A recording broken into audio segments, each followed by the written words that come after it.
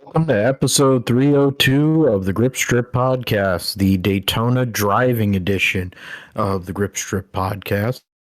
My name is Philip Matthew. I'm your host. Almost forgetting my own name. That's convenient. And as always, I'm with my co-host, the iRacing Indy 500 champion, a computer genius, gentleman and a scholar. His name is Joshua Fine. What's going on, brother?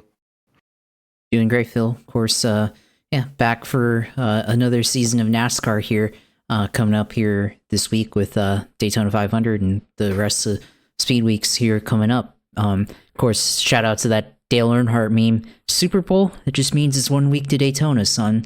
So yeah, of course, ready to get into it.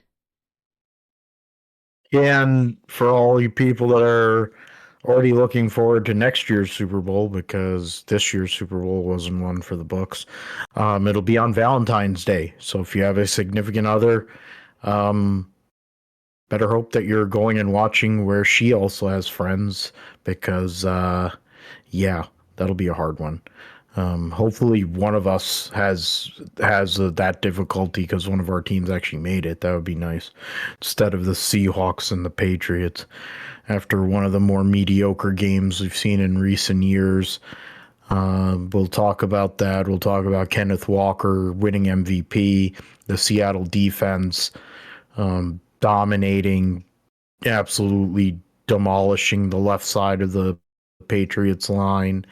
And Drake May just was not himself. He got the nickname The Schedule during the year, where he fell a vote short of the MVP. And last night's performance makes you, and the way they played in the playoffs on offense makes you think that it definitely was that way. But we'll see what happens. We'll talk about the game and Bad Bunny's halftime performance, great initial like music, pre-game music lead-ins were also very good. I didn't see any of the like pre-game stuff where Kyle Shanahan was on the desk or whatever, but I like his thinking. He said my dad lost 3 Super Bowls. He got to 6 and he lost his first 3 and then he won his last 3. So I've already I've already lost the first 3. So now I'm rolling here or something, whatever the hell he said. But I hope that's the case. It'd be better than the Rams or the freaking Seahawks. I'll tell you that. We'll talk about preview F1 Bahrain preseason test, IndyCar at Sebring preseason test as well. Any NASCAR news updates? There's been some news today. New news. And then we'll get into other updates, some of the livery reveals for a couple of teams. And then we'll go and see the Kevin Harvick's clash became a shit show. Okay. There's going through some of these other news items. Oh man. Excuse me. Man, I got banged up yesterday, but the beer was good, the game wasn't. We'll get into the roundup with AMA Supercross. Last week was at Glendale. We'll preview the Formula E Jeddah pre-double header. Rally Sweden, the one guaranteed snow rally of the year. We'll preview all 3 major races for NASCAR at Daytona. We'll do preview, we'll make picks, and the Tate Fogelman algorithm will come out of hibernation here during the winter for the first time. And of course, we'll have 6 different appearances of the Tate Fogelman algorithm because there's 6 super speedway races. Um, talking about trucks, O'Reilly series, and then the Daytona 500. Josh will let us know all things going on iRacing, gaming, and the sim segment, and then we'll call it a day. So yeah, let's get to the Super Bowl. Dang, you for real? Guy on the Niners got shot in the ankle. Really? But Yeah. Keon White was shot in the ankle, undergoing surgery. Pats rookie first rounder Campbell Allows NFL season high 14 pressures and loss. Well, yeah. McDonald, yeah, they win, blah, blah, blah. Clint Kubiak's going to the Las Vegas Raiders officially. And yeah, ESPN actually, ESPN and ABC will have the Super Bowl next year. And then they combine the NFL Network, Red Zone, NFL Films, all that. Yeah, they're gonna have the Super Bowl next year in LA. 29-13. Your final score in the Super Bowl, it was 12-0. It was after three quarters, it was 9-0 at halftime. Seattle was close to a couple scores. Could have put the game away even earlier, to be fair. Christian Gonzalez was tough in his defense of Jackson Smith and Jigba. And he was one of the only reasons why the game was still, I guess, interesting. It really wasn't, but, for Drake, May, it was a bad. I mean, they had the shutout and then they gave up that touchdown. Then it just became a flurry of scores there. And that garbage time basically touchdown there to make the score look a little better. But, in terms of the stats, Darnold was only 50%. He threw one touchdown at a sack, or sacked once. Kenneth Walker had 135 yards rushing, average 5 yards a carry. At one point earlier in the game, he had I think he was around 8 to 10 yards a carry. Then Cooper Kupp had 61 yards on 6 receptions. AJ Barner had the touchdown that won the game. And Jigba only had 27 yards. Rashid Shaheed had 27 yards. And Kenneth Walker had 2 receptions or 26. So he had 161 yards total offense there.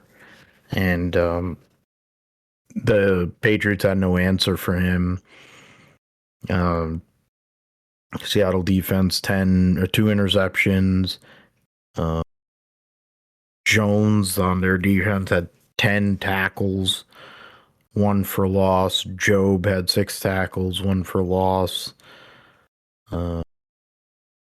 Witherspoon 4 tackles, a sack, pass deflection, and 3 pressures.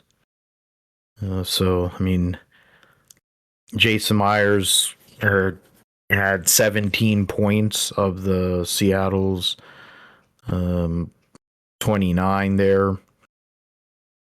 And in that game with a long of 41, Michael Dixon averaged 47.8 yards a punt on 7 punts, and 3 of them were inside the 20. So I mean, it was a comprehensive beatdown, really. May in the end made his stats look a little better. He was not doing very well. Got 295 on 27 out of 43, 62.8%, 2 touchdowns, 2 interceptions, 6 sacks. He ended up being the leading rusher, which that's bad. I mean, like it looked early in the game like they had something going with the rush, which was something the Niners were trying to do, and other teams have tried to do against Seattle. I think once you get them out of the run, once these teams have to get out of the run, it becomes a problem when they become one dimensional, because then Seattle just goes and throws caution to the wind and they're able to defend on all three levels. Hollins had one touchdown, 78 yards and a touchdown and 8 targets. Ramondre Stevenson had a touchdown with 40 yards on 5 targets. And then Jake May had 3 turnovers total with the 2 interceptions and a fumble lost. Woodson, 10 total tackles, 7 solo. Jones, 7 tackles. Woodson had 3 tackles for loss, 2 pass deflections. So, I mean, in terms of the defensive guys, they showed Christian Gonzalez had 4 tackles, 3 pass deflections. And, I mean, it really wasn't the defense. That was the issue there. I mean, in the end, it became too much. They weren't able to hold up there. But I was originally had said 27-14, and I was close. But man, I mean, I think the way this has been going on, probably going back to when Seattle won that game and made that comeback on the Thursday night against the Rams. They basically, on that night, set the tone and table for what took place last night. Because everything that's happened ever since then, they've had some close calls. Like they had a close call at home against Carolina, even though Carolina wasn't really that good. There's other games. Darnold didn't really do a lot. And it almost seemed like the more they got away from having Darnold do lots of stuff and trying to force the ball to JSN, the more the game became kind of controlled and they became more dominant. But in the end, Sam Darnold is a Super Bowl champion. First one of the guys from the 2018 draft to make the Super Bowl. And he's got a ring. Going to Disney World with Kenneth Walker. I mean, what are your thoughts, Josh, on the game? The performance at Seattle, basically since that Rams game, which basically was the first step towards them getting the number 1 seed in the NFC, destroying the Niners twice in 3 weeks, then beating the Rams again, essentially has put them in a position where now they're going to be the hunted. Going into next year, they'll need a new offensive coordinator, but Mike McDonald, in his second year as a head coach, is now a Super Bowl champion. And Seattle avenges the loss of 12 years ago to the Patriots as well. Yeah, I mean, the story of the game was defense. I mean, kind of exactly how I thought it would go. I mean, instead I thought the defensive line of the Seahawks would crush the Patriots, and that's exactly what took place there.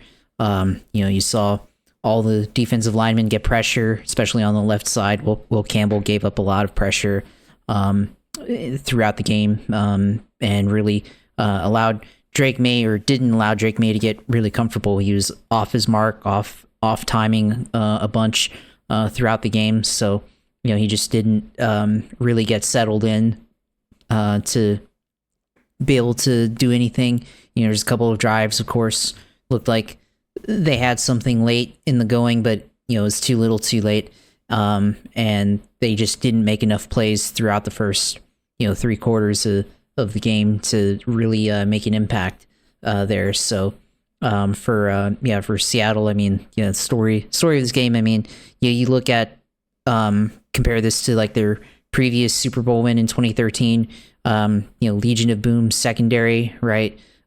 Stifling defense there. Well, the story of this one was really the defensive line and what they were able to to do throughout the season. And yeah, I mean, you go back to what they did against the Rams to come back and take that one, and then essentially just take the throne on the NFC side and crush the 49ers twice in the playoffs, and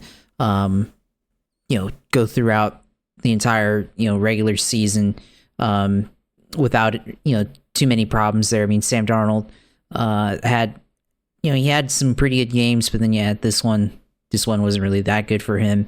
The Seahawks took care of business quite early. For a long time I thought that it would be a field goal only game. Throughout the third quarter, it seemed like it was gonna only be field goals only, and at some point you got to wonder if Jason Myers would end up being the MVP, but of course that went to Kenneth Walker there. So no touchdowns really by the only skill player was the tight end for the Seahawks there. They got a touchdown. JSN, of course, hurt early on, I think, and then he only had 4 catches. Cooper Kupp, had some receptions there, but no touchdowns there. So this game ended up being a Kenneth Walker game where he was just able to run through the Patriots defense through their defensive line. He had just a bunch of chunk runs that were able to put them in position to get all those field goals that they got. And then of course he had that one touchdown that got called back due to holding at the end there, which probably would have been icing on the cake there for him as a player in the Super Bowl. But for Seahawks, they just ended up being the most dominant team, especially on defense throughout the second half of the year. Patriots, of course, they just benefited. I think just benefited from having a good schedule that was easy for them, and then they were able to run up the score and have what looked like MVP performance from Drake May. Of course, one vote for being a tie for first place with Matthew Stafford for the MVP, of course. But then if you look at the playoffs, how he played in the playoffs overall, really struggled throughout the playoffs. He went up against 3 really good defenses in the Chargers, the Texans, and the Broncos, and then the Seahawks, and just didn't play well despite having that regular season record. So I mean, I get that it was boring, I guess. It wasn't that exciting to watch. It wasn't that great of a game, et cetera, et cetera. I mean, to me, it was like, if you can appreciate a good defensive battle, I mean, I think, this was definitely a game where, you saw 2 defenses going up against each other in kind of a chess match there. So it was really interesting to watch from that part. But the Patriots just couldn't do anything on offense there. And, kind of like, this was kind of like that 13-3 Super Bowl against the Rams and the Patriots there. So, of course, a little bit more scoring here, of course. And then, at one point when once Kenneth Walker had that one touchdown that got called back, and then thought it would be, like 29, I think, it was going to be 29, or they were going to go into the 30s. But I thought the score would end up looking like that 43-8 score that the Seahawks put up against the Broncos in 2013. But this was definitely a fairly defensive game throughout, of course. So and the Patriots also had a good defense and kind of kept them in the game, especially limiting the Seahawks to field goals there. But in the end, Drake May just wasn't able to come through with it on Sundays. So I mean, Super Bowl's over. Football season's over now, of course.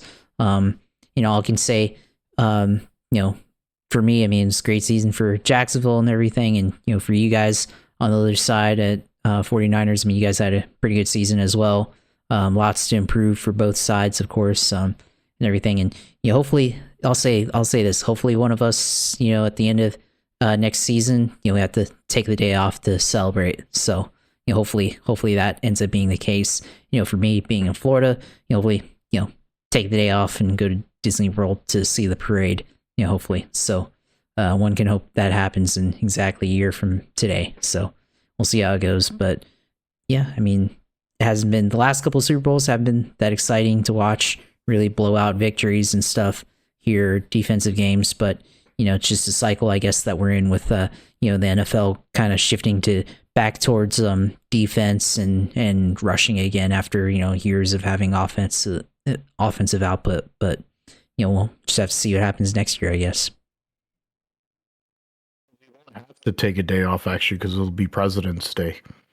Will actually be the Monday will be the day after, so we'll actually have that day off more than likely. Most cases, unless certain geniuses start messing with that too. But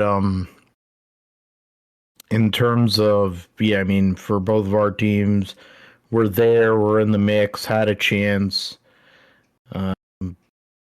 played these teams at some point or had a chance to affect that competition for either of those teams to make it. So now we know what has to happen for them to end up in LA at SoFi Stadium next year in the Super Bowl for Super Bowl 61 next year. I mean, the halftime show, of course, it was just like three couples. So we were invited to Amy's friend's house and went and hung out, watched the golf before, and just hung out, and then watched the early pregame and then the game itself. And the Bad Bunny deal was, everyone was talking about it, and 130 million people saw it, and had some cameos, had some famous people in the performance itself. Honestly, very well done, and very seemed like a movie, and it was really cool how that was. I think it was probably very aesthetically. It was a nice watch at the stadium. That performance, I would think, and it also came off well on TV. They did a good job of that. I think the broadcast was solid. Which, I mean, granted, it's NBC. They usually do pretty solid job. They're safe. There's less griping, I would say, than what you would get if you were at with Fox with Brady or CBS, because Tony Romo doesn't bother to prepare. Of course, Joe and Troy will have the game next year, and then who knows who else they're going to have involved. Probably have Chris Berman and other people, because it'll be ESPN's first ever Super Bowl. But we will see. Yeah, I mean, then Lewis was there with his new whore. I mean, Kim Kardashian. His new high mileage girlfriend. Oh man, you want to talk about? Can we get Adrian Newey to go and work on that, on certain aspects on that body, and see if he can go and improve aerodynamic efficiency and tighten up some things? Because I mean, Ray J already did enough work on that a long time ago, and she's in, and then you add freaking Kanye, and when before he went full on Antonio Brown. I mean, my God, I don't know what's worse, the fact that he drives a Ferrari or the fact that now he's with Kim Kardashian. It's like, why couldn't he have just went and married Nicole Scherzinger? At least she's a piece of ass, and she's still a piece of ass. Christ. Oh, man. All right. Yeah, so that's football. We'll get into guess combine is the next thing. All the coaches we know have been.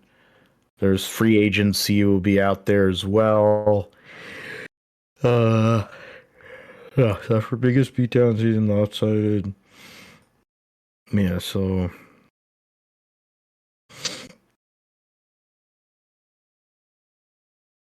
and then Joku defense. Yeah, last James Pierce felony charges. That ain't good.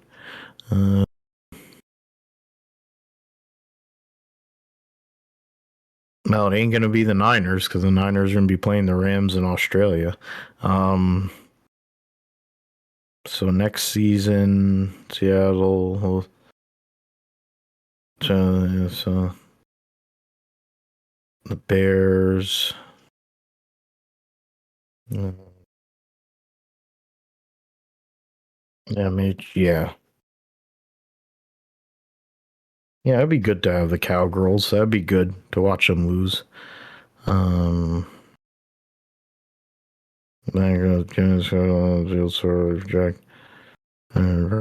prime time later in the season. It'll probably either be like Chicago or the Cowgirls. So that makes sense. Yeah, so that is that for football, at least for now. IndyCar had started their preseason test for Sebring. 2-day test field divided in two groups on both days. And entirely not be about the shorter as customary for IndyCar. Version of track only includes turns 4 to 13 of the complete layout.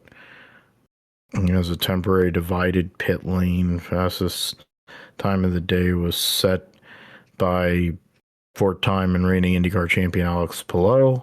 Second fastest, Felix Rosenquist. Rinus VK at Junko Solinger. Joseph Newgarden. Marcus Armstrong was fastest in Group 2. Significantly warmer. Among the three rookies, Kyle Collette, Dennis Hauger, Mick Schumacher. Hauger was the fastest. Just that. This is not the main reason I'm doing this. Prepare for St. Pete. St. Pete is what we're all about. The short courses, a few corners comparable to those. That's a good place to work on exactly that. That's exactly what we're focusing on. For us, it's simply a matter of ticking a few things off our checklist before the first race. Dale Coyne racing using Grosjean, who's probably gonna be the driver. I'm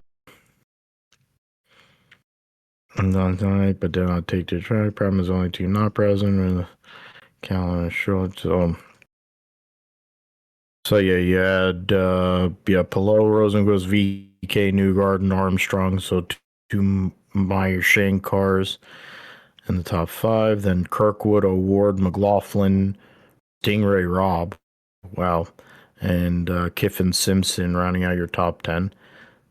Erickson, Foster, Siegel, Dixon, Rahal, then Ferrucci, Power, Hauger, Malukas, Kyle Collette, and then Lundgaard, Grosjean, and Mick Schumacher rounding out the drivers that did test today. Its first test, Palou being the fastest, not really that surprising. I think the surprise of this would probably be, I would say, the Juncos team. And, Rinus VK leaving Coyne after he had a very good year, finished top 15 in points or whatever the heck. And we were like, why? I would say a lot of people, even me, I would say, like, why would you move to Juncos? And one, I was assuming because of the ovals, because they're good on ovals. But he's been in this kind of realm, Renus VK, his whole career, in these kind of second tier teams or whatever. Obviously, you need to have teams on the grid, and he drove for Ed Carpenter for however many years, and then had the Dale Coyne deal come up last minute last year, and he was able to really benefit from it.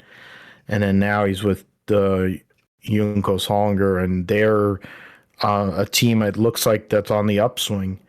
And if he's able to perform, bring them help on road courses, which has been a struggle for them. I mean, they did all right with Callum Ilott when he was there. If they can make improvements on road courses, they have ovals. They have a good oval package, and they could be a top 10 contender, I think, points wise by the end of the year, if they can maintain that. That's something we'd have to see. But, I mean, other than that, I think a lot of moving parts, a lot of teams, new teams trying to get not just momentum, but also kind of get familiarized. Being, what is it, 2 weeks, just over 2 weeks away from St. Pete practice one. So, happening. So, trying to get all that stuff together as we go along. Formula One will be testing here later this week, and that'll be all the teams will be involved for 3 days of testing for the first of 2 weeks of testing at Bahrain prior to the teams heading off to Australia and then China for the first two races of the 2026 Formula One season there. And of course, Cadillac debuted their first ever paint scheme, monochrome look. I mean, if you've seen their uniforms and all the attire, they look like Mercedes Light, and essentially their paint scheme is Mercedes Light, with the TWG and all that other stuff. And so there's that aspect of it. McLaren's livery is very similar to what they had last year, with more of a MasterCard, of course, being their presenting title sponsor, taking a more prominent role, along with certain other things there. Then interesting look there for the Aston Martin. I hadn't seen that angle from before. Manager deference of Honda result commander and blah. Okay, yeah, so see, I like the fact that at least the wheels are exposed now compared to what they had been before. So now they're taking some, but then all these teams are figuring out different ways to go and make some adjustments with the wheel, I guess, covers or something. They do have the British Racing Green, but there's a lot of, like, it looks like a lot more black, with the Aramco and other sponsorship there, but clean. Coinbase, who might have probably had the best commercial yesterday, arguably. Then, I mean, clean looking car, not bad, pretty bland. But that's most of these F1 schemes seemingly were kind of meh this year so far. Maybe you'll see how they look on the racetrack, but yeah, how I think Cadillac spend $20 million. There you go. $20 million for that. There you go. And we'll see where they end up there. But I mean, we don't know what to take away from the test. I mean, Williams is going to debut their car. Aston Martin ran very few laps at the shakedown at Catalunya. So we'll for the first time really see what those two teams have to bring to the table. Cadillac trying to learn from their shakedown runs in their first real test. Then to see what the likes of Mercedes, McLaren, Red Fool, and Ferrari, what they're going to do, theoretically being those top four teams. But then this is an opportunity and a new reset with the rules, power units and aero and the like, to see how they work, the new active aero, how all those things will go in a full test, who can make the most laps, who actually shows pace, things that we'll have to see. So I guess we'll tell you what happened in the test next week, and then kind of see what to expect for the second test, because they'll be flying in more parts and things to work on the car or make any improvements to the cars. Karen Horner, it looks like, is looking to invest in Alpine, which has been the rumor anyway. Renault slammed for lies and betrayal. Well, they're run by Flavio Briatore, the Alpine team, so what do you expect? Okay, yeah. So I think that's that for those two. Did you have anything, Josh, in regards to either the Indy cars or F1? I mean, not really. I mean, obviously Cadillac revealed their livery last night during the Super Bowl, which, yeah, kind of a interesting design there. Going with the two-tone look there.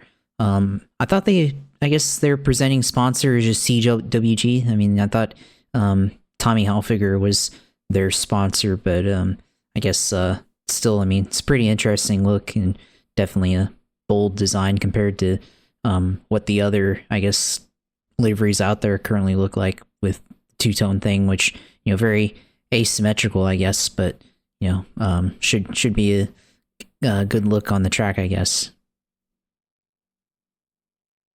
Partners going to be, yeah.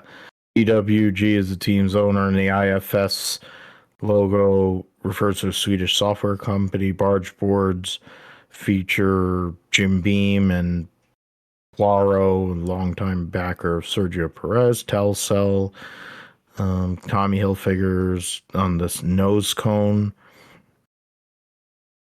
Represent, Super Bowl president about us. My 16 Grand Prix since 5 season. Yeah, so I mean, it's clean. It definitely is. But yeah, definitely the clothing provider. Yeah, it's those rims. Every team is taking a different approach with those, like, wheel. I don't know. I guess those inserts. I guess they have there on the rim, but we'll see what happens with that. All right, so NASCAR news. Brad Keselowski has been cleared and will be qualifying here on Wednesday night for the Daytona 500 to try and win an elusive Daytona 500 for him. I'm going to look at, yeah. So that's Trying to check out the weather to see. Yeah, of course, there's rain on Sunday.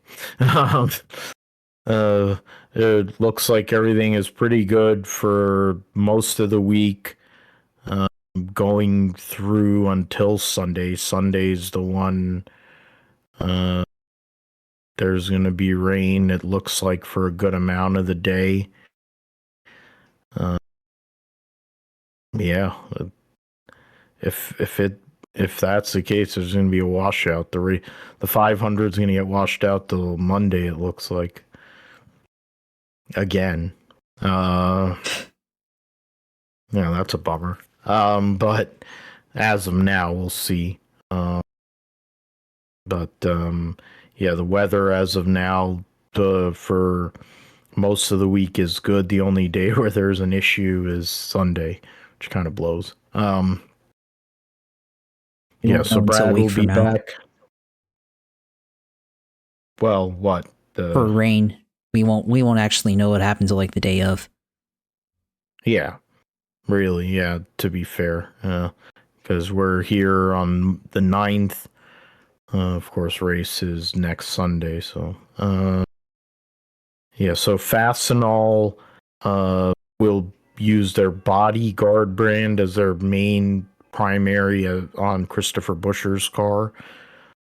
Celsius will join 2311 as a primary for one race for Corey Heim. Bubba Wallace was in the Toyota commercial, so yesterday during the Super Bowl, drivers cannot put their hands out of the window to block the air. So that'll be interesting. Joey Logano got nailed for a penalty with that. For like 100 G's. Jimmy Johnson going back to off-road racing.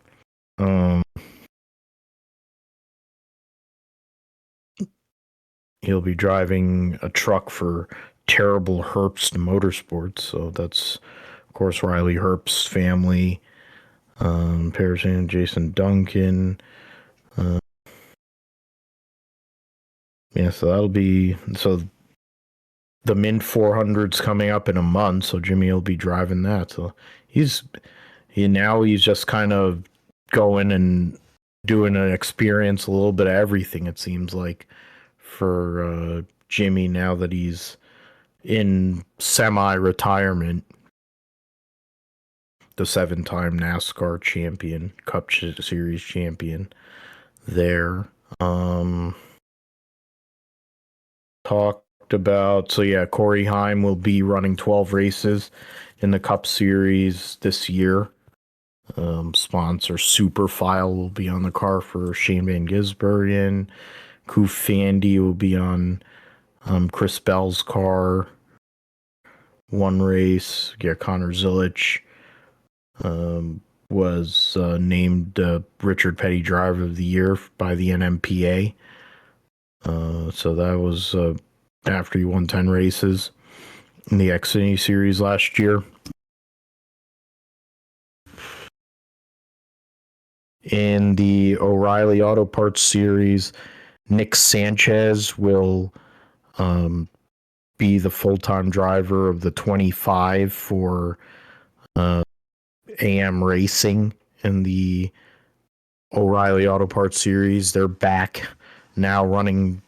They'll be running that team, and so he'll be their driver trying to compete for a championship. Ford, we'll see what Ford's support will be. So now Ford actually seems like they actually have some cars, so somewhat promising. And Daniel Dye, of course, who's driving for Colleague and Ram full-time in the Truck Series, will run a part-time schedule for AM Racing and Ford.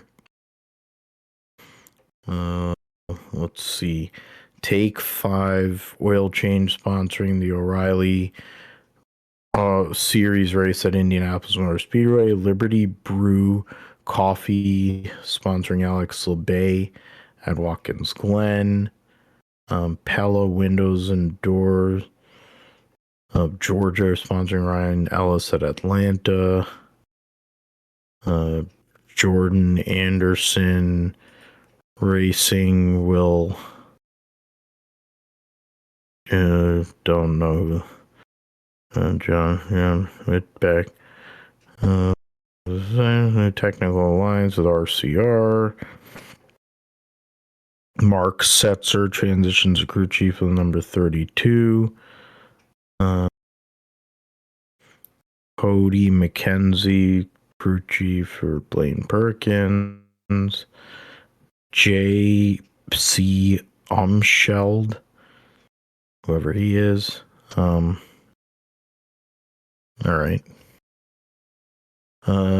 Then, the triple, Gio Ruggiero run a couple races in the 19 before Brent Cruz gets of age.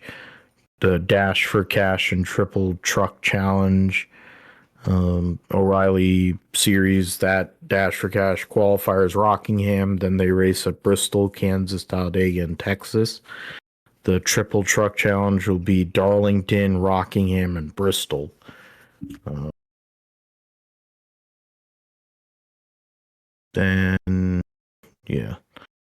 that is that one. Then in the Truck Series, I think, Kyle Busch is going to run 8 races this year, driving for Spire. What was Kyle Busch Motorsports, essentially Spire bought with HendrickCars.com. So bringing it full circle for Kyle Busch there. Tanner Gray will have Black's tire on their truck for 5 races. I'm trying to span multiple seasons.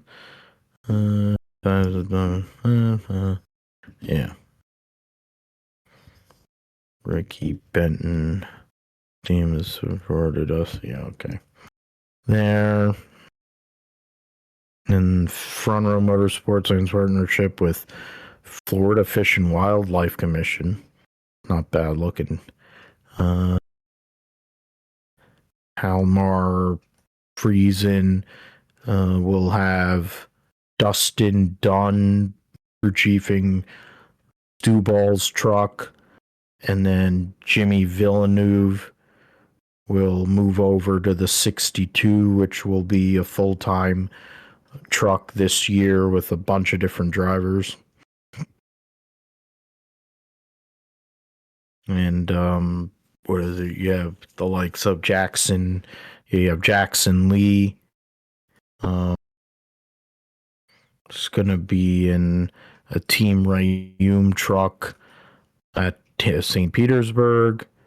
Minnie Tyrell winning the race for the seat. And the driver that he beat in points I'm forgetting the name offhand now. He had a lead going into that final race, but then had a bad heat race and then ended up losing out on the seat, but then won the money race, won $50K, and then also won a seat at Martinsville in the 25 truck. So not a full-on loss there. The other news, I think, is that is going Cletus McFarland is gonna run the Truck Series race at Daytona. So that's something we're gonna have to see how that all works out. I don't know how it works out that he gets cleared for the truck race on Friday when the ARCA race is on Saturday, but that's a whole other thing. The Kevin Harvick was outspoken about what took place at the Clash because of the weather and how they handle the whole raid situation, and then the way people are driving over each other. Dorian Pan is in the European Le Mans Series with the Duquesne team, LMP2 Pro-Am. along with development um, driver for Mercedes Formula One. So that's a good deal for the 2025 F1 Academy champion. We're certain by the 2024 mentality. Yeah. MotoGP, they did their testing. Their the Sepang. So there is certain guys. The Ducatis, of course, still very fast. Big news with some of the announcements for last week we said in terms of some of the guys that are moving around uh, for different manufacturers come 2027 and the new rule set that'll be there in MotoGP. All right, so let's get into the roundup here. Get to the super cross. So they were at Glendale this past weekend, so they're doing the NFC West, and they're actually going to Seattle and Lumen Field this weekend. So a lot of people will still be drunk from celebrating a Super Bowl win. We'll be at Seattle for that race in the 450 main event. Yeah, so in the so we'll go first 250. Deegan gets another win over Levi Kitchen, Cameron McAdoo, two Kawasaki riders, Michael Moseman for Yamaha, and rider Di Francesco for Husqvarna. Voland, Yoder, Anstey, Avery, Long, Parker, Ross round out your top 10 there. And then in the 450 main event, Ken Roxon gets the victory over Hunter Lawrence, Cooper Webb, Justin Cooper, and Jorge Prado round out your top 5. Eli Tomac ends up 12th in the main, behind his two teammates and privateer KTM rider Justin Hill.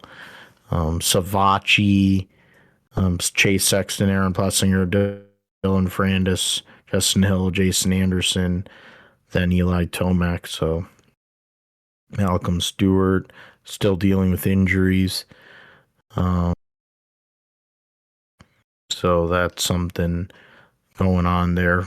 In terms of the 250 West, Hayden Deegan has won 4 races in a row after finishing 4th in the first race, and currently has a 27-point lead on Michael Moseman. If Hayden wasn't in this deal, it would actually be somewhat compelling. Moseman 2 points out of Di Francesco. Anstey is in 4th, 3 points back of Moseman. Then Cameron McAdoo's 11, Levi Kitchen 12, Voland is 14. 14 points back. Lost 3 positions after this last race. And then in the 450 championship, Hunter Lawrence, with his 4th consecutive second place finish, has moved himself up into the points lead by 5 over Ken Roxon, who has his 4th podium in 5 races and first win. Tomac, with that 12th place finish, goes from 1st to 3rd. Then Cooper Webb is 15 points out. Chase Sexton 17 back. And that's really where it's at right now in terms of the championship. Justin Cooper's in 6th. Prado, Anderson, Savacci, Dylan Ferrandis for Ducati is in 10th. And then trying to see, Malcolm Stewart has had 2 last place finishes and then 2 top 10s. Gold Nickel, Austin Faulkner got hurt after the 3rd race and hasn't been in since. Oldenburg for Beta made the first main event and then got hurt the 2nd race. Don't know where his teammate is. Barsha got hurt after the 1st race, or at the 2nd race. The Ducati rider there. That's Supercross. We'll go to, Formula E and Jeddah. They'll have their double header. 2 races and they're actually, so they'll be racing, they'll be racing on the circuit, Jeddah circuit.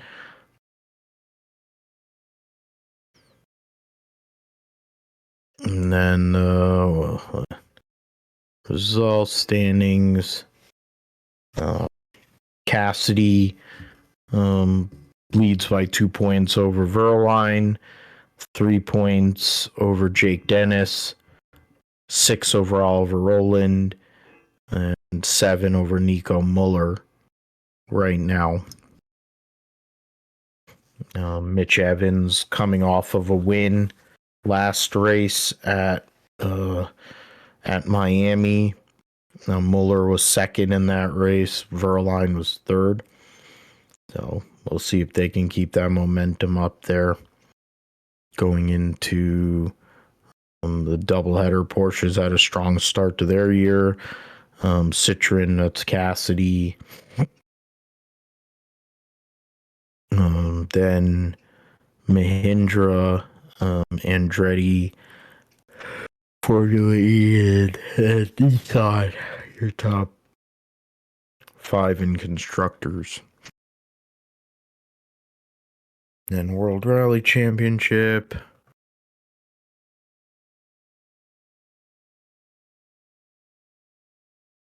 The taking info on live timing.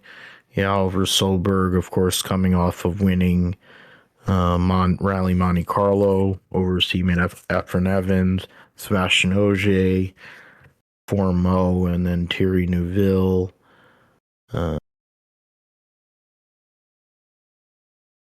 Your top 5.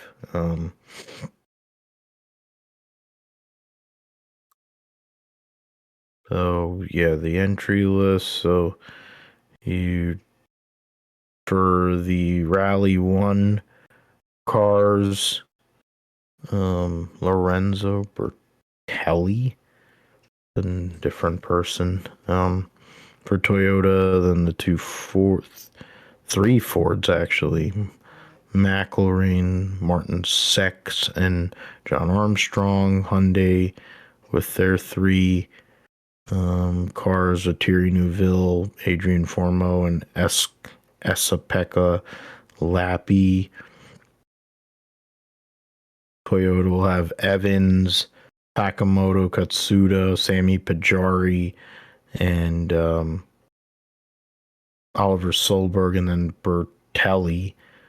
No Sebastian Ogier this race here, so opportunity for some of these guys to gain some points on the defending world champion. And of course, we'll review all that next week on episode 303 of the GSP.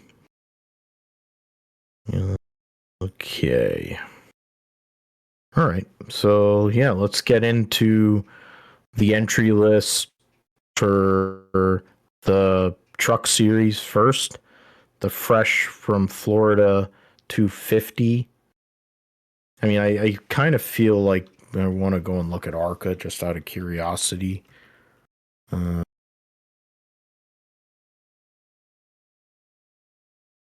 um,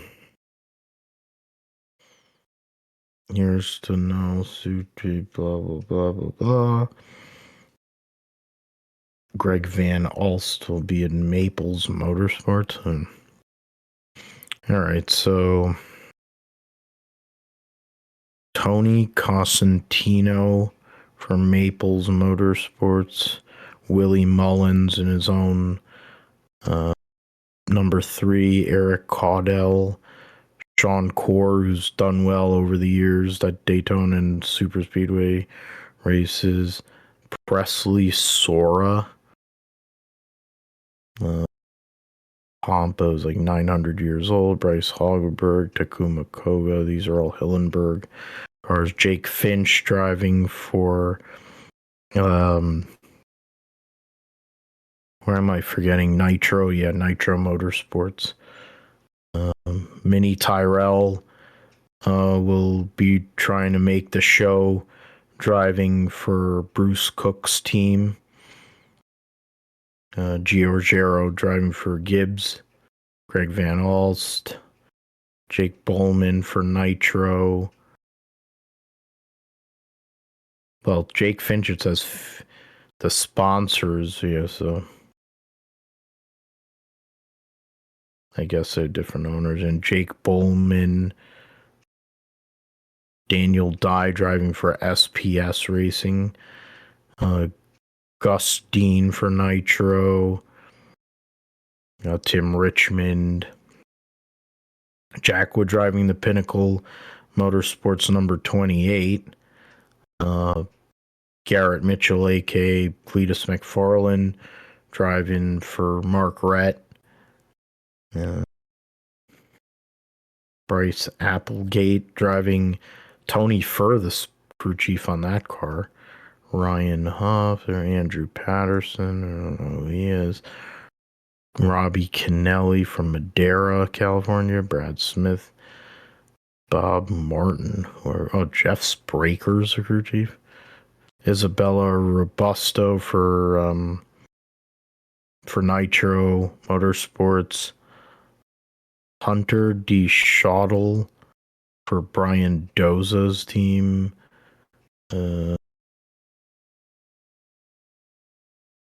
Derek White for Carl Long. Allie Owens driving for the Will Kimmel team. Allie Owens returning back to driving after some time off, of course, to be a mother and raise her kids and all that. So Thomas Annunziata from Colts Neck, New Jersey, one of the Nitro Motorsports drivers. Andy J, Brian Doza, Greg Zipadelli's a crew chief still. He's working with Cole Raz. Wow. Then you have Taylor Reimer driving for not sure who. Logan Misuraka.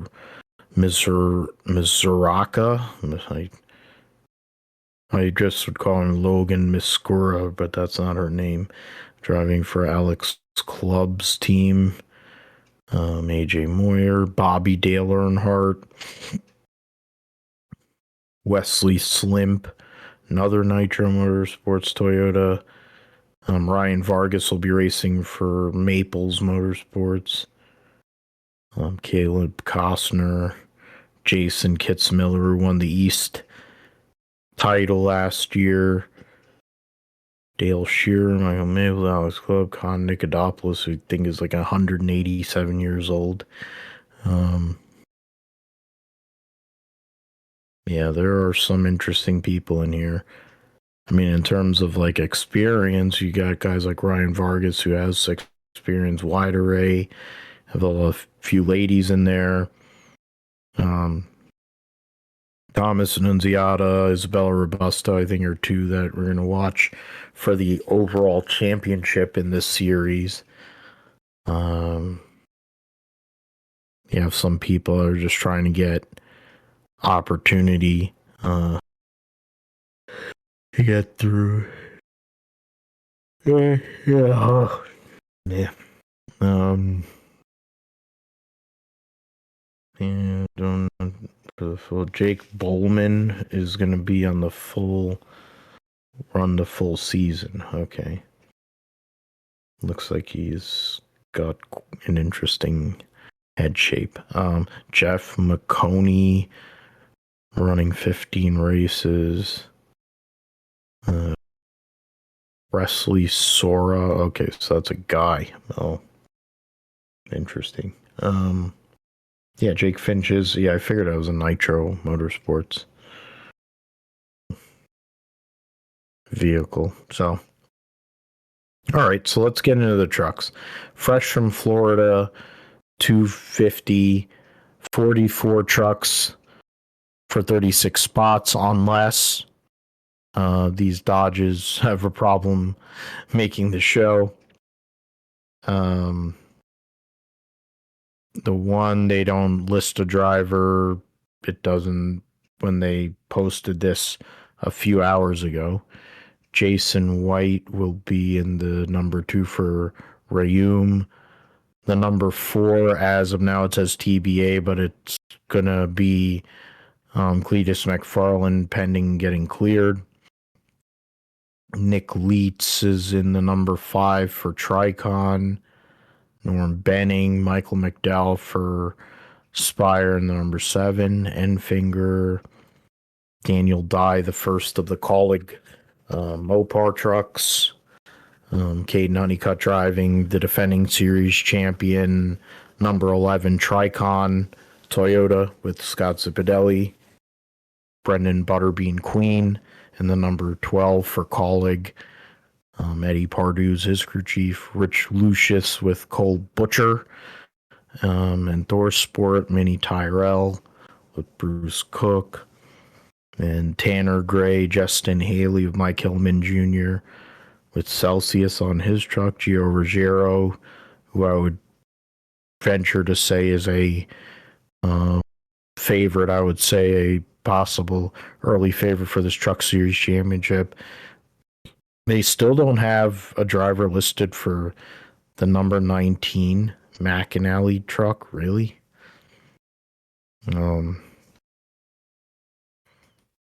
That's crazy.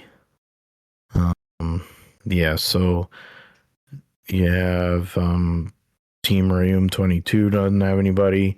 Anthony Wayne Stewart in the number 25 free agent Colleague truck with Alex Yance. Then Rackley War with Dawson Sutton and Tony Breidinger. Doza, Frankie Muniz, Lane Riggs. So it's another driver I would say is a favorite. Light, I would say the definite favorite for the Truck Series Championship. Based on his performance recent years, of course. Greg Van Alst running limited races. Chandler Smith, teammate to Lane Riggs. Travis Pastrana running for Nice.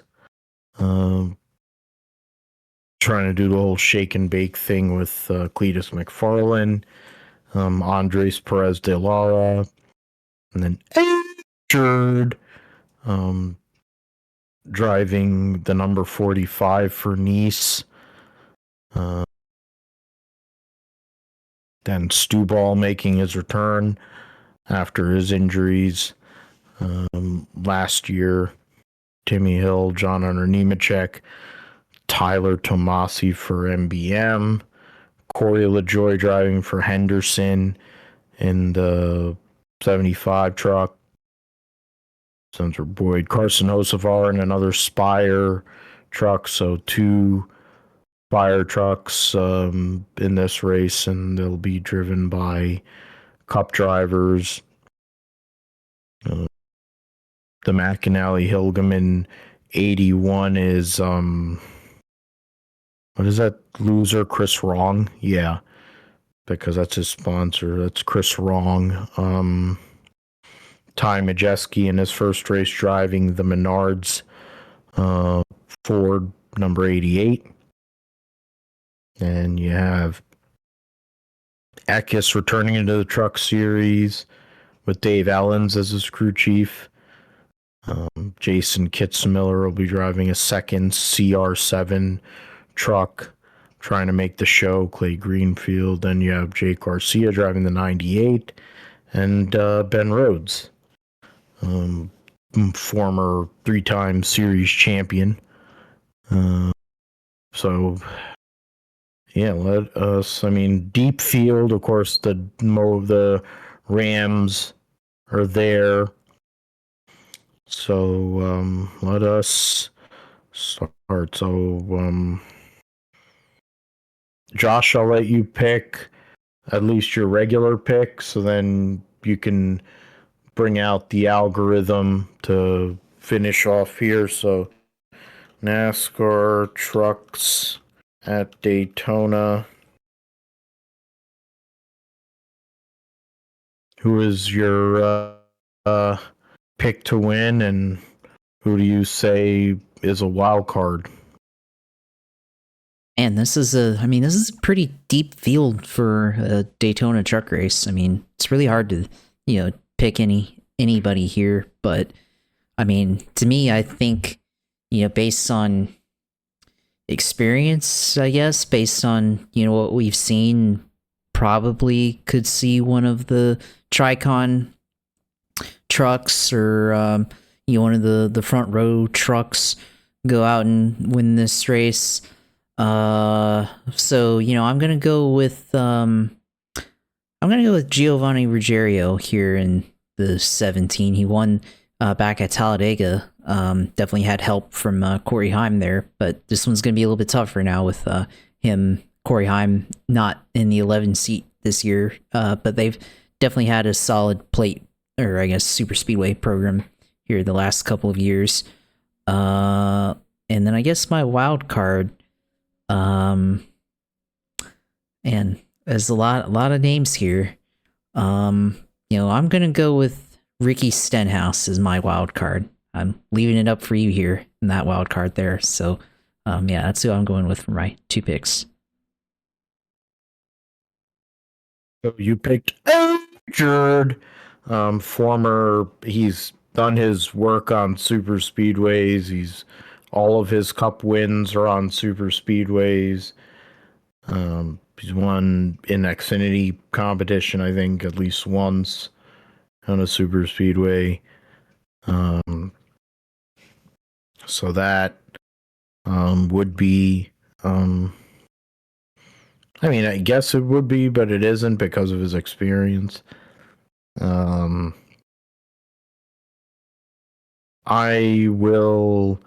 You mentioned Front Row Motorsports, and you were going down that road. You picked one of the Tricon trucks, which I think makes a lot of sense. I'm not so sure Caden Honeycutt knows or is the best drafter. So, I don't know why somebody's calling me at freaking 10 o'clock at night. I've never even seen that name. Never even seen that name before. It's a spam caller. Texas number 512 area code. That's interesting. Anywho, I'm gonna go with Lane Riggs.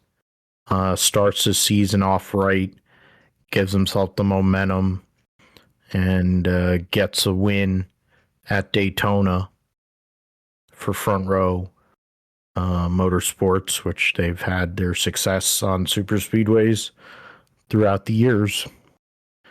And my wild card, go Lane Riggs to win. And my wild card, you went with Ricky Stenhouse. I'm just going to go with it. I'm going to go with Tony Stewart. Because he's been he's been on iRacing trying to figure it out. Hasn't been in a truck in 20 years. Hasn't been in a NASCAR Cup car in 10.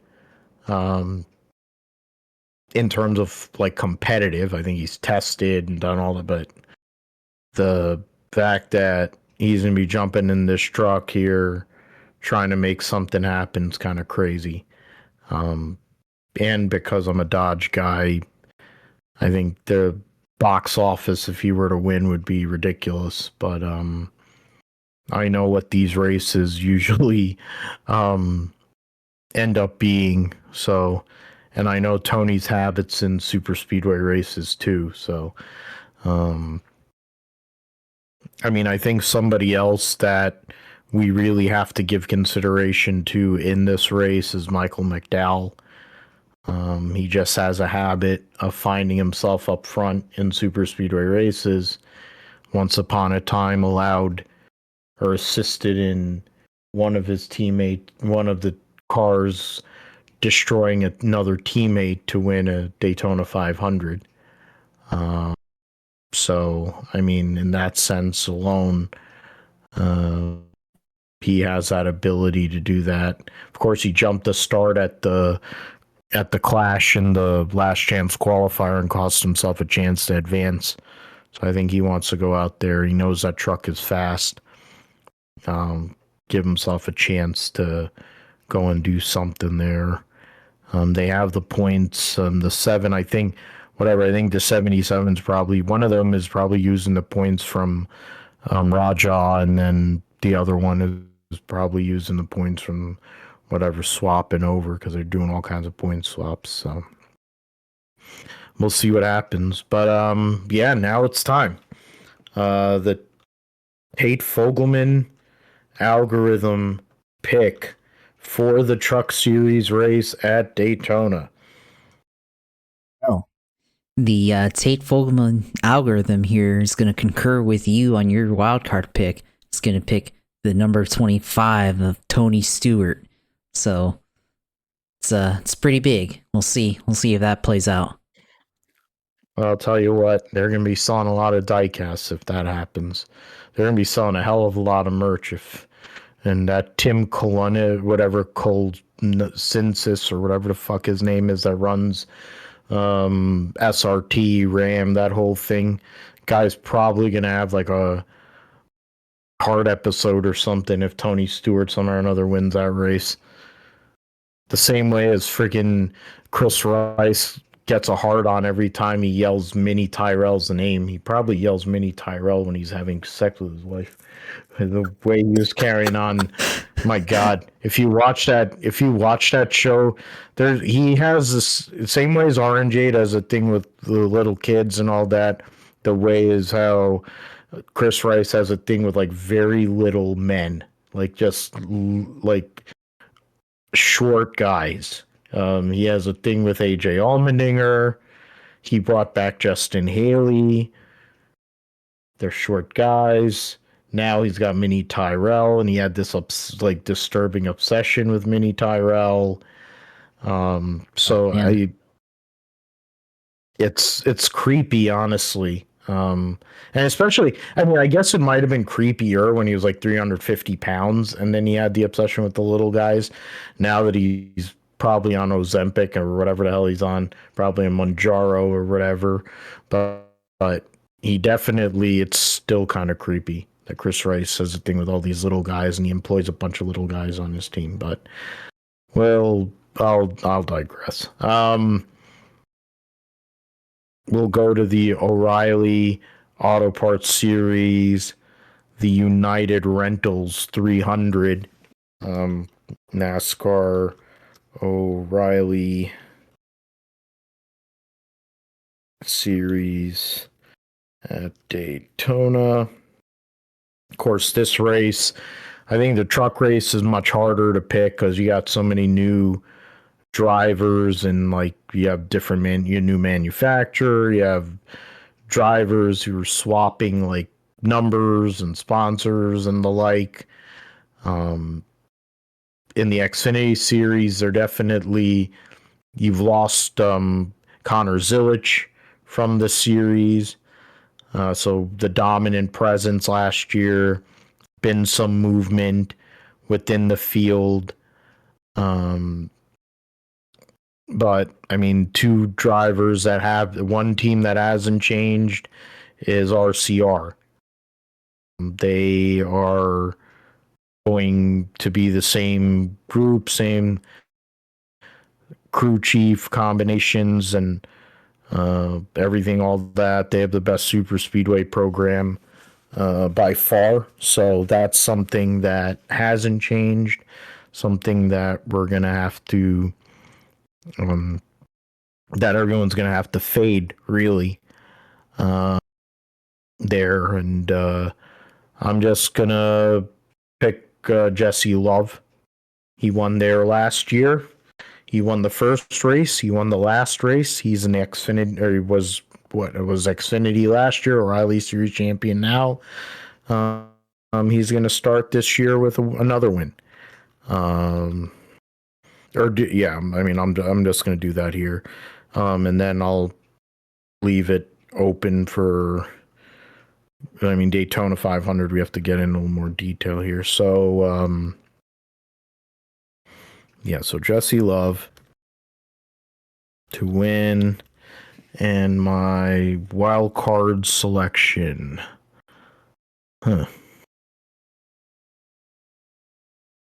My wild card selection is going to be. I'm going to go with.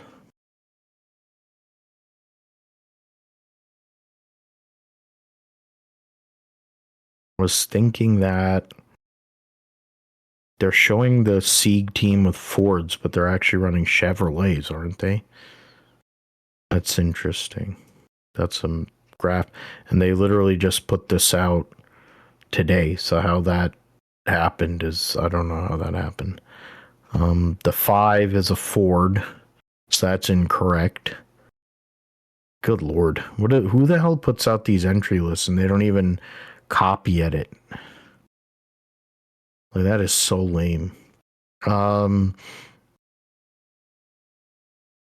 I am going to why why wouldn't the sponsor be in between and then you put the organization? Yeah, it's so white, it's so trash. Yeah, my wild card selection for this race is going to be Anthony Alfredo.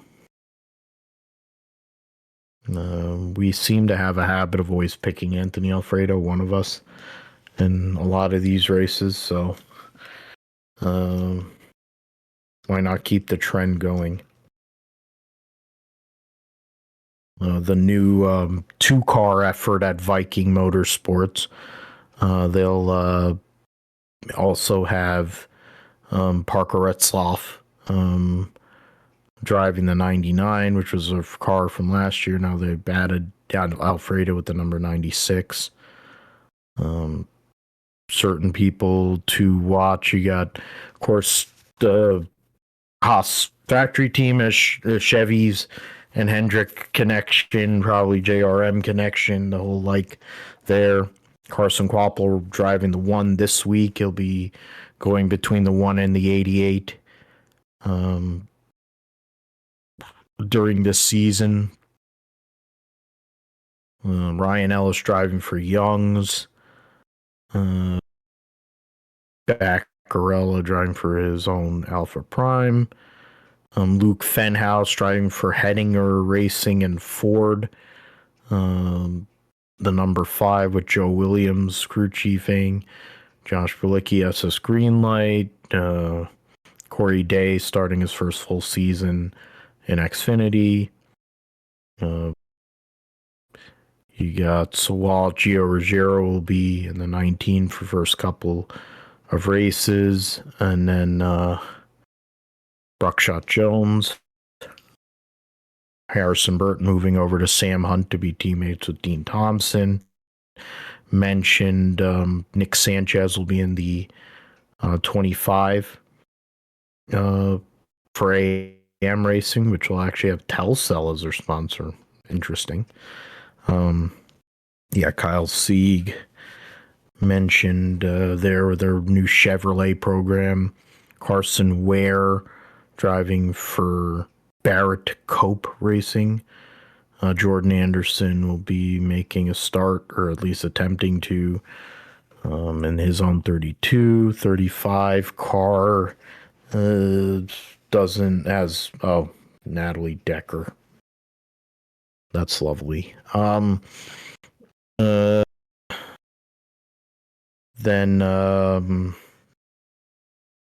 Sieg, Ryan Sieg.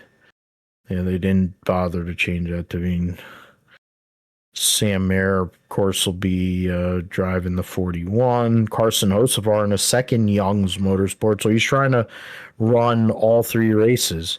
He'll be in the Cup race, of course, but he's also trying to make the show in both the trucks and O'Reilly series. Brennan Poole driving the 44 for Alpha Prime. LeVar Scott, of course, running full-time this year as a rookie for Alpha Prime. Patrick Staropoli in the Big Machine, number 48. Jeremy Clemens, former winner at Daytona. Daniel Dye running the truck, of course, for Colleague. And then they'll be running limited races for AM Racing. Joey Gase has the 53, the 35, and then he's entered a third car as of now. Of course, Taylor Gray, probably someone to look at as an early season favorite, other than the likes of Justin Allgaier or Jesse Love, for possible title contender. Then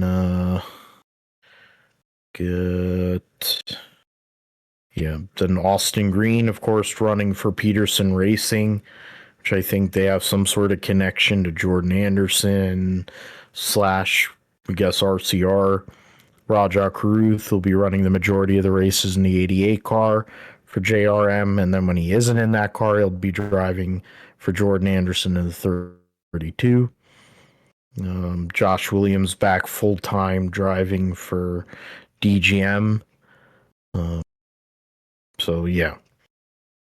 All right, Josh. Let us know who do you see for winning this race. Is it Hank Hill or someone else? I mean, I think until otherwise, I mean, I think you have to go with Austin Hill. Of course, last year in this race had a transmission issue, I think, in the middle of the race that prevented him from winning. But I mean, I think, here, Austin Hill for this race here. And then wild card, I don't know. This is a little harder here because there's a lot of guys here that are really good. Wild card. I'll go with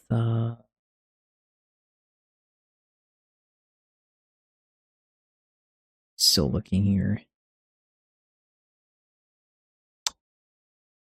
I'm gonna go with Brennan Poole as the wild card. It's kind of out there, I feel like, but yeah, I don't know. There's a lot of good guys here in this field this year, so yeah. I mean, if they all destroy themselves, Yeah. I mean, it's not out of the realm, to be fair. Caesar Baccarella's even finished in the top 10 in these races a couple of times. So Brennan Poole has a little bit more skill, so and has been around a while.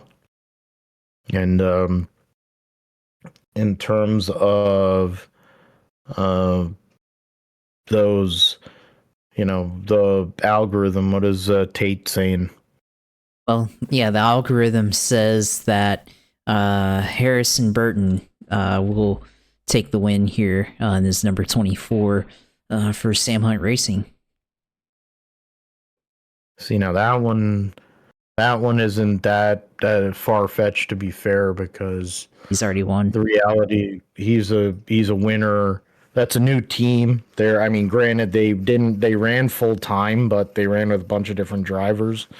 But now they're committed to expansion. Toyota team, they have the JGR connection. Harrison ran for JGR for a few years before he got the call to go to the woods. So uh, he has experience. He knows how to draft. There aren't that many Toyotas in the field, though. So, I mean, it's the vast majority of the vehicles, of course, are Chevrolets. So it's going to be hard that way. Maybe they combine with a few of the Fords that are out there. But I think Harrison Burton, if he has a fast piece, is going to do what he can to get up there. So it's not as crazy, I would say. It isn't completely out of the realm. Yeah,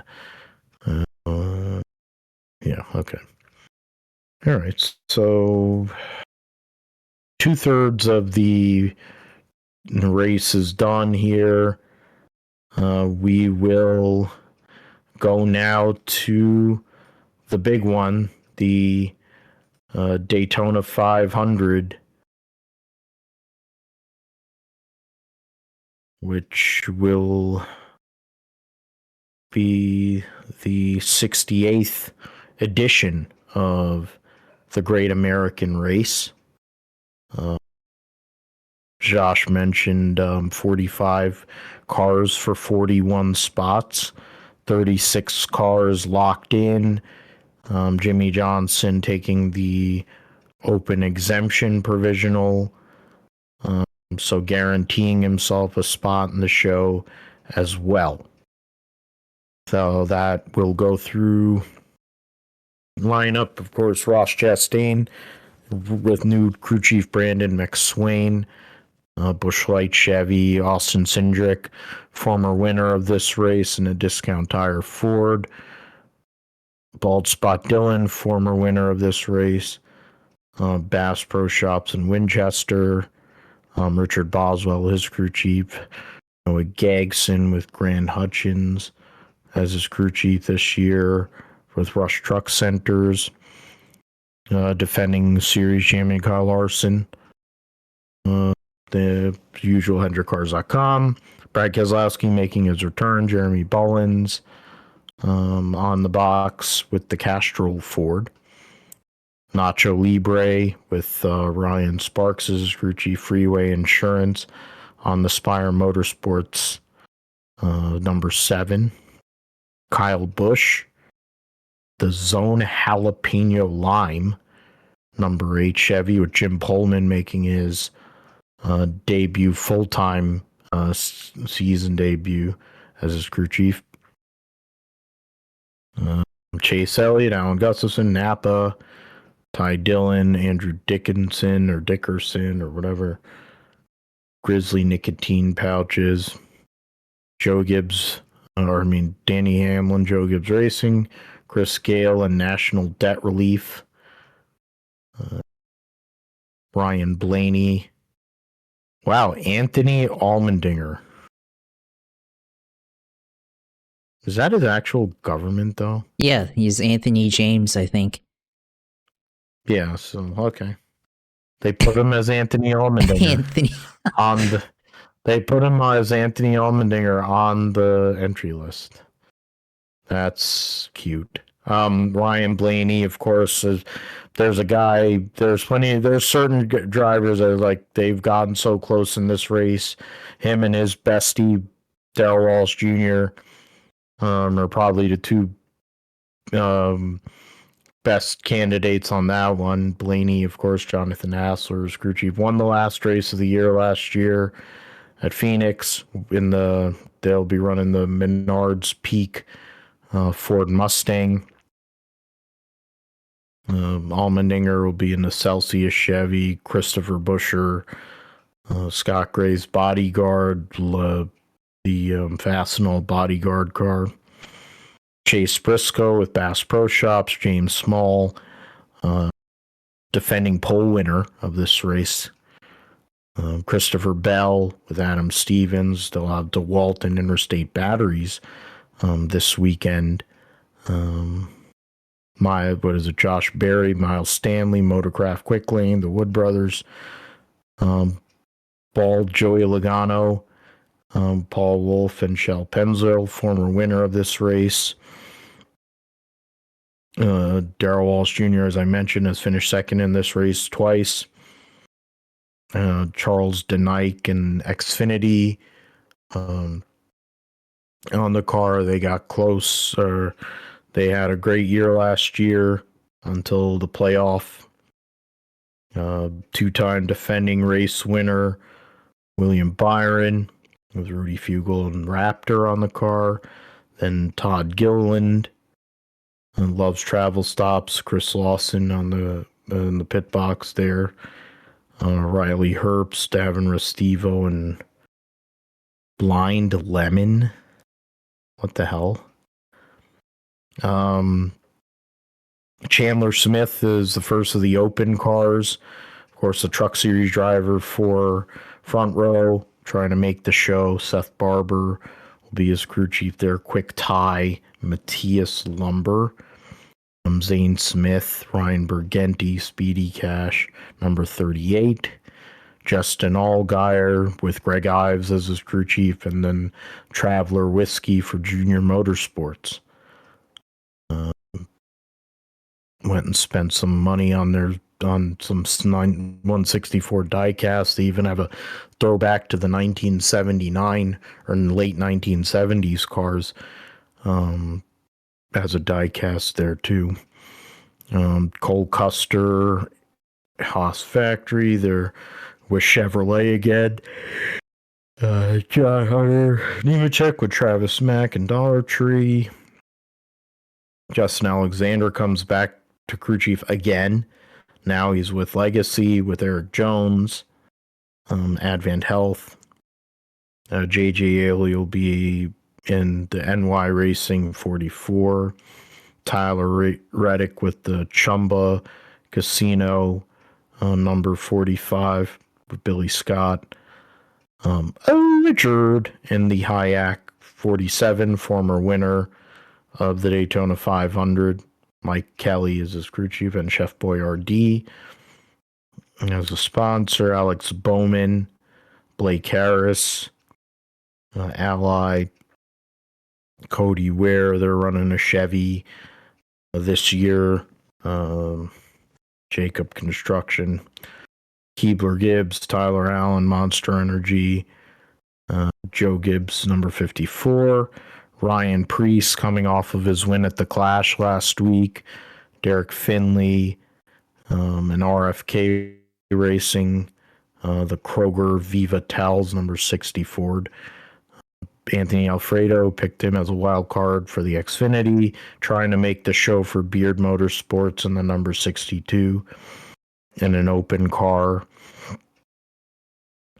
Casey Mears driving for Carl Long, Garage 66. Corey Heim, first of 12 starts, at least trying to get his first of 12 starts in the number 67 with Booty Barker as his crew chief. Then Michael McDowell, Travis Peterson, Moto Casino in the number 71. Then Carson Hocevar, Luke Lambert, and the Spectrum in the 77. BJ McLeod driving his Live Fast Motorsports, number 78. Open car as well, so they're missing that graphic. Or no, the ones with the eye are the ones that are not declaring for cup points. Okay. BJ McLeod. Uh, so did I miss anybody up there? No. So that was, yeah, the first open car is Chandler Smith. Yeah, so then Jimmy Johnson open car has Chad Johnson and Carvana on his Legacy Motor Club 84, but he's got the open exemption provisional, so he's in the show. Connor Zolich in his first Daytona 500, Randall Burnett moving over from RCR on the Red Bull Chevy, Shane Van Gisbergen, Steven Doran, the Superfile Chevy number 97. And then the last open car is Corey LaJoy driving for RFK Racing and Trimble, Mike Skarbowski, the crew chief there.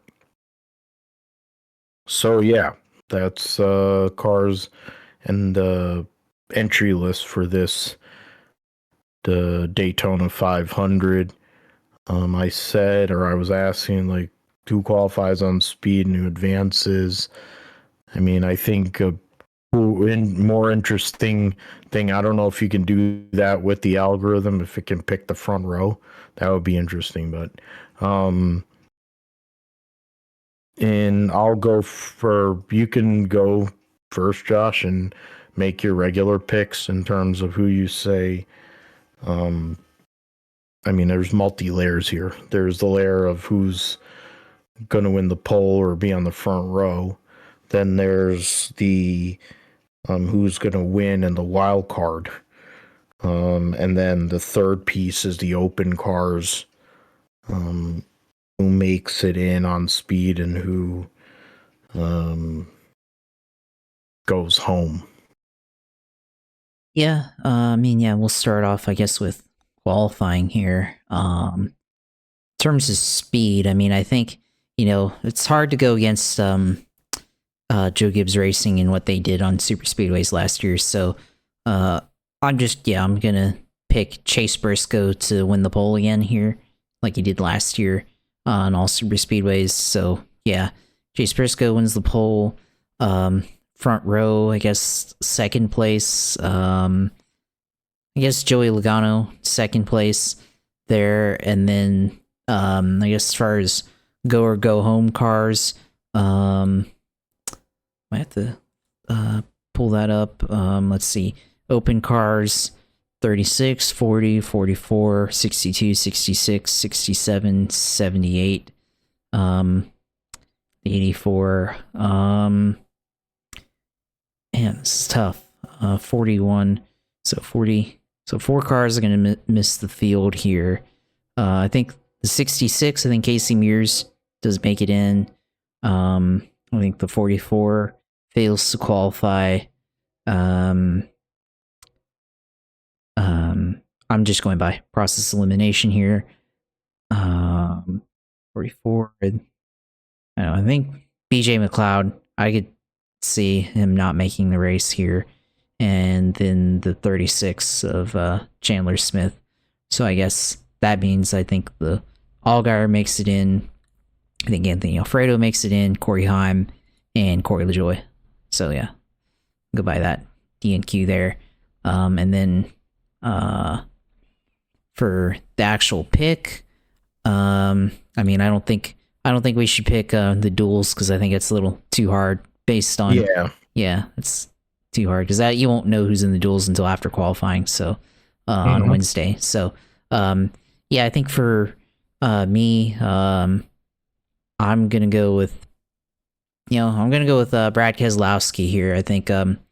I think they've had a lot of good speed on super speedways. Of course, racing in tribute to Greg Biffle with their number styling there and everything. So yeah, I'm gonna go with Brad K finally breaking through and winning the Daytona 500. And then wild card here, and who's been good on super speedways, and has been good on that. I'm gonna go with for a wild card.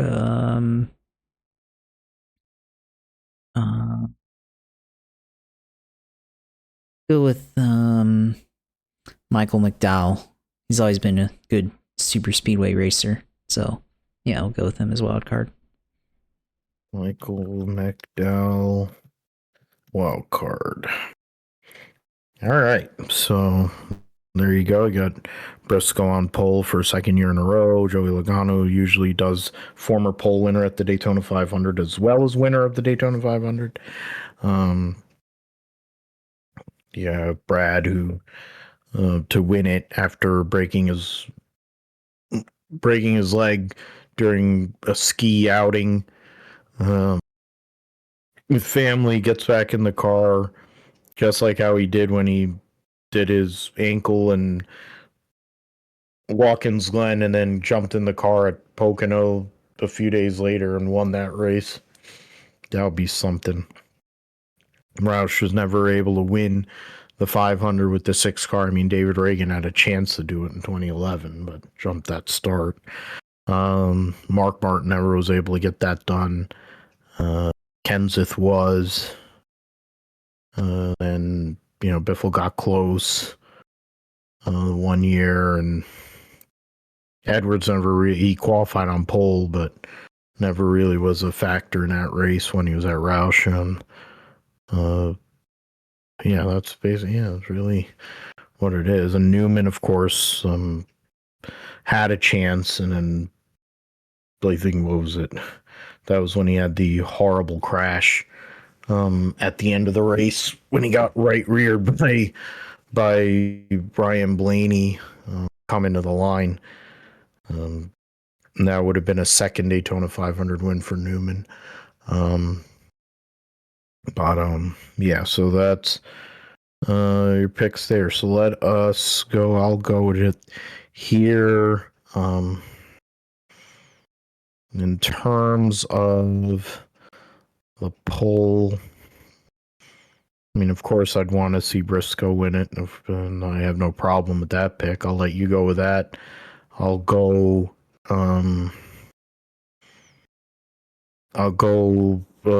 Usually what has been a pick in years past, because of just how good they have been or had been on these super speedway type races, the way that Hendrick Motorsports does things. I think I'm gonna go and say that Alex Bowman puts it on pole, and then I'll go with Chase Briscoe on the outside pole. Then, in terms of who makes the show, I think the only difference that I'm going to say is that I'm going to go with Chandler Smith making the show and Anthony Alfredo not. I think that's the one swap I'm going to make. So that'll mean that the 36, 40, 67, and 99 make it in, while the 44, 62, 66, and 78 DNQ. In terms of who times their way in, I would say that the 99, I feel like the 99 and the 67 will time their way in, and then Allgaier will race his way in, along with Chandler Smith. That's my thought on it. And then in terms of the race itself, I am going to say Um, I'm going to say Ryan Blaney.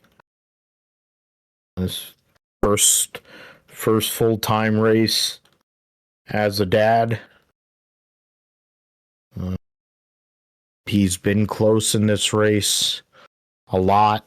Um, he his dad once upon a time during the Juan Pablo Montoya jet dryer deal was leading the race, and they could have called it. It could have been one of the craziest things ever, but they insisted on not doing that.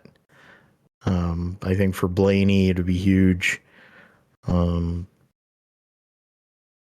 Keep the momentum going from the end of the year.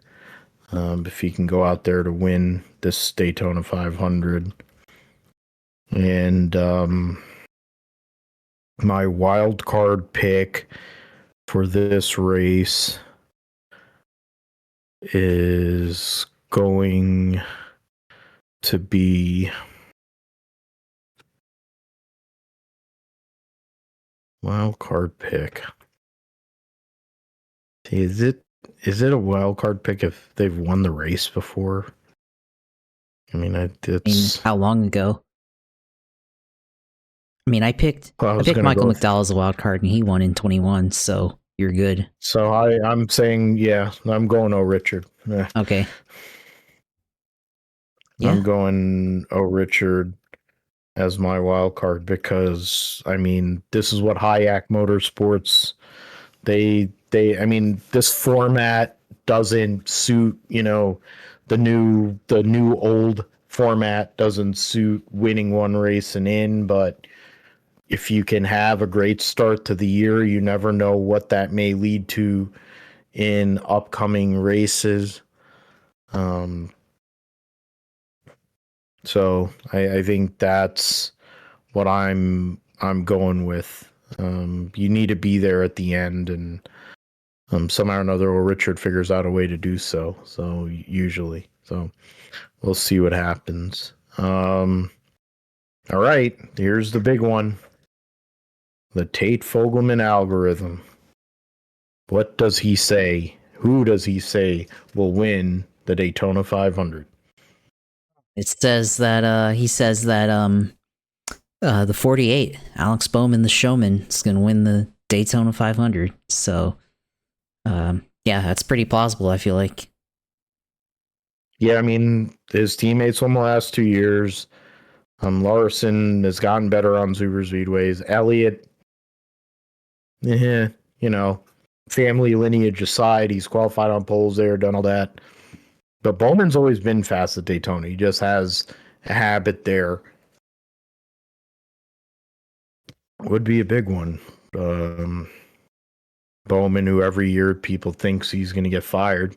So if he goes and wins the Daytona 500, I think that's job security. If he can go, that's pretty good job security if he can make that happen. All right, so that is that. We're going to talk all about everything that happens in Daytona in next week's episode 303. Makes sense. It's Daytona, and then there's threes wild going there, like Dale Earnhardt doing it for Dale. But yeah, we will look back and see how this all goes. Josh, let us know what's going on in the world of iRacing and for this coming week on the sim segment. Yeah, of course. Yeah, it's gonna be Daytona 500 week on iRacing, of course. So I guess I'll actually do it. Yeah, there's I guess I had mentioned I thought I'd seen something about an 87 car 500 or even a Gen 4 500, but I haven't seen anything else and wasn't able to do that yesterday. But yeah, I mean, I think this weekend, or I think starting Wednesday is the first slot for the iRacing Daytona 500. And that goes, I think it's like Wednesday night, Thursday night, Friday night, and then there's like a Saturday afternoon one, and then Saturday evening one, and then the one on Sunday morning, and then there's a Sunday night one. So, yeah, probably want to try to aim for like Friday night or something, or even like something earlier, because just want to free up my time to, be able to go do other things on Saturday. And, I don't really want to like be obligated to run the iRacing Daytona 500 on Sunday morning. So we'll probably try to aim for like Friday night or whatever for this. So, which I think probably makes sense, but we'll see how it goes. But yeah, I mean, that'll be the aim there. Of course, mentioned last week, had said I was trying out some different settings and stuff for my setup, and didn't really work. So go back to what was working previously, and everything. So should be good there. Yeah, I think it's going to be an interesting one, especially with the fuel strategy for this. See how the fuel saving works out. Of course, no stage racing and iRacing, so there won't be an emphasis per se, but it'll definitely be a factor, and everything. And then just avoiding wrecks and all that stuff, and make sure to be there at the end, and all that stuff. So we'll see how it goes, but yeah, of course, be on the stream, of course, on Twitch and on USailor2 on Twitch. Go on there and watch all the streams, of course. So yeah, it'll be up there, and then we'll see how we do. I mean, I think there's other iRacing, besides that. With I think, yeah, I mean, the Xfinity series is that. So yeah, I mean, it's not just the Cup Series, but of course, all the major NASCAR series is this week at Daytona for the next week. So yeah, it's gonna be interesting to watch that play out. And of course, lose safety rating, lose I rating, if you wreck out or gain significant amounts. So we'll see how it goes there, but regardless, always gonna be ready for it and all that stuff. So yeah, I mean, not really much else, because I think I'll probably focus on Daytona for this week on iRacing. But yeah, I mean, excited for Daytona to come back, and seen that. I'm sure you saw that commercial on Twitter for NASCAR for this season. So yeah, hell yeah, brother, let's do it. So yeah, of course, the Twitch stream at USailor2 on Twitch. You go in there, follow that, and then of course the Grip Strip Podcast YouTube page. Go in there, follow us on there, and then of course the photography page. You can go there, Josh Huffline Photography. Follow me on there, and then of course JP Huffline on Twitter. You can follow me on there as well. I'm definitely be popping off some takes there as the race plays out on Sunday. So yeah, looking forward to Daytona 500, and kind of an interesting year with see how the dynamic changes with this new new old chase format, and see how that plays out, and maybe finish will be a little bit more respectful than it has in maybe last 5 or 6 years. So we'll see how it happens, but yeah, excited to see how it plays out.